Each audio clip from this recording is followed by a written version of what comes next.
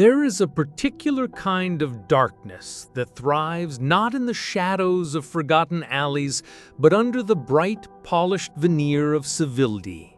It walks among us, wears a friendly face, and speaks with a gentle voice. It's the kind of darkness that makes you question everything you think you know about the person standing next to you. Today, we travel to a place that, on the surface, was the very picture of the American dream, Bellevue, Washington. In 1990, it was a prosperous, peaceful suburb nestled in the lush greenery of the Pacific Northwest.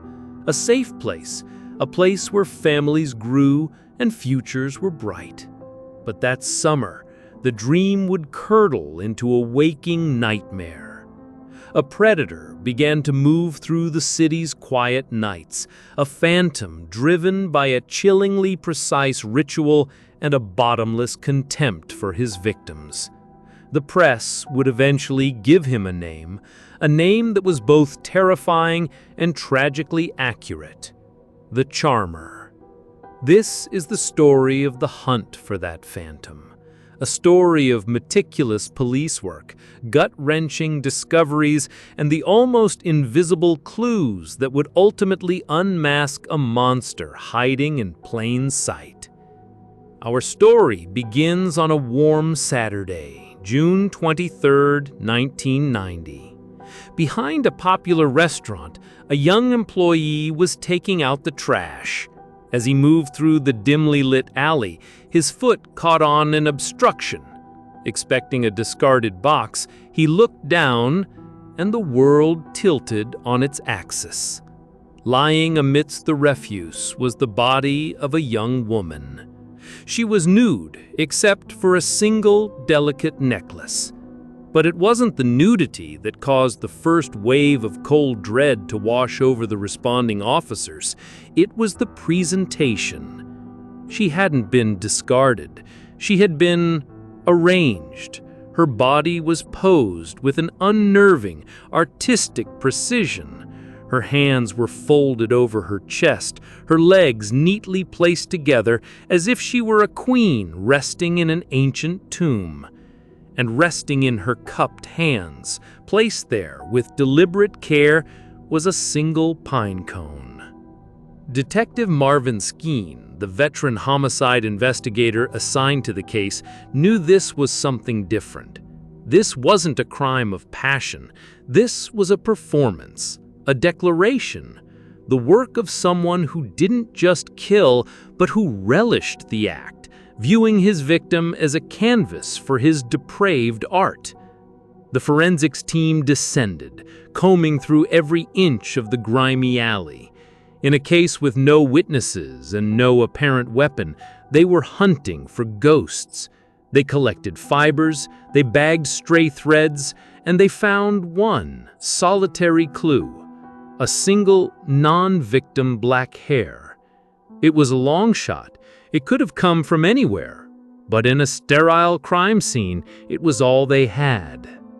The first challenge was giving the victim back her name. Days turned into a week. Finally, a woman came forward, her voice trembling. Her roommate had been missing. When the police showed her the post-mortem photographs, her worst fears were confirmed. The victim was Myriam Aldright, 27 years old, a bright, vivacious woman with a life full of promise. Her friend told detectives that Myriam was cautious. She would never have left with a stranger. The last time she saw her, Myriam was getting ready for a night out. She'd borrowed that very necklace. The trail led to a local bar, the Lion's Den. Bartenders remembered her. She was a regular. They recalled seeing her that night, dancing, enjoying herself, and then she was gone. She left so abruptly, she abandoned her purse and sweater on her chair. It was as if she'd been summoned away, lured by a promise or a presence that made her forget everything else. While Detective Skeen's team chased down dead ends, they couldn't shake a chilling premonition. The man who did this was not finished. His ritual was too elaborate, his message too clear. He would kill again. They were right. On August 9th, less than 2 months later, a 911 call came in. A man had found his ex-wife, Carole Beery, dead in her bedroom. When police arrived, the scene sent a wave of recognition and horror through the entire department. Carole, a 36-year-old mother, was posed in the exact same macabre fashion as Myriam Aldright. A shotgun was propped near the bed, another theatrical prop in the killer's production. And just like the first victim, a single cherished piece of jewelry was missing, an heirloom ring. And there, on the bedsheets, forensics found it, another single black hair. The lab confirmed their fears. The hair was a match. It was from the same unknown subject. The city of Bellevue now had a serial killer. Panic began to ripple through the community. The media dubbed him the ritual killer. Women were afraid to walk alone at night. The pressure on the task force was immense. They were hunting a ghost who moved without a sound, who chose his victims seemingly at random. There was no link between Myriam and Carole. Different ages, different social circles, different lives. The only thing they shared was their fate. And then he escalated. On September 3rd, the third victim was found, Rhonda Lovin, just 24 years old. The same horrifying signature was present, the posing, the nudity, and the stolen antique ring. But this time, the killer added a final mocking touch of sadism. Etched into her skin with a series of small, precise punctures was a completed game of tic-tac-toe. This wasn't just murder anymore. This was a game. A display of absolute power and contempt. The victims were not people to him. They were pawns, objects in a twisted performance piece that only he understood. The task force was at a breaking point. 3 victims, no leads, and a city gripped by fear. And then, as it often happens in these cases, the break came not from a brilliant deduction, but from a stroke of pure chance. A patrol officer pulled over a driver for a routine traffic violation. The driver seemed unusually nervous, and the officer saw him quickly try to hide something. The man, handsome and well-spoken, immediately tried to talk his way out of it, claiming to be an undercover detective. The officer wasn't buying it. The man's name was George Waterfield Russell. A search of his car revealed a police scanner, a hunting knife, and a stolen loaded handgun. He was arrested. Back at the station, a detective running Russell's name through the system felt a jolt. Russell had a record, a long one, for sexual assault and burglary. His specialty? Stealing jewelry from women. Suddenly, all the pieces began to click into place. Investigators discovered that George Russell was a notorious figure in Bellevue's nightlife. He was known for his incredible way with women. They called him the Charmer. In the interrogation room, Russell was the picture of cool confidence. He denied everything.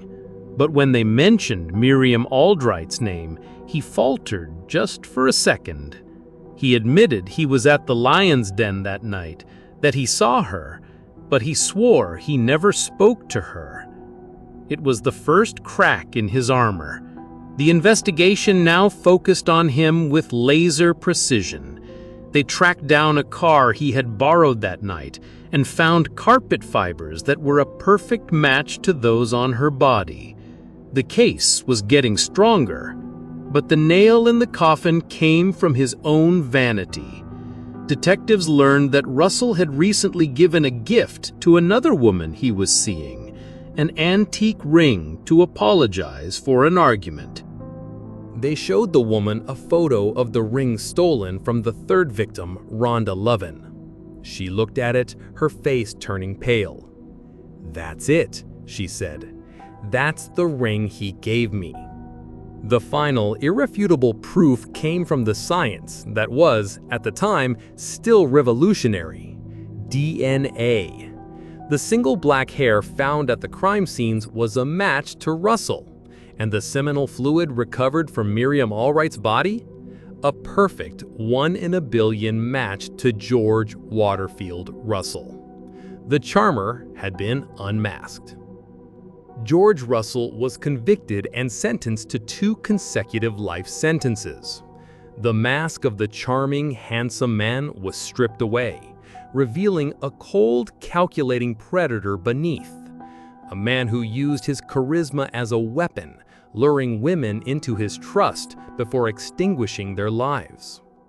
A crime author who covered the case extensively later interviewed Russell in prison. He would later write of the experience, and his words are perhaps the most haunting epitaph for this case. He said, "I spent 3 hours with him.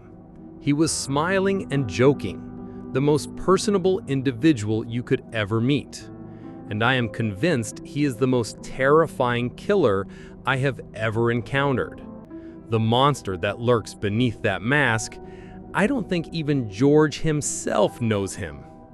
The case of the Bellevue charmer is a stark reminder that the most profound evil often wears the most ordinary of faces.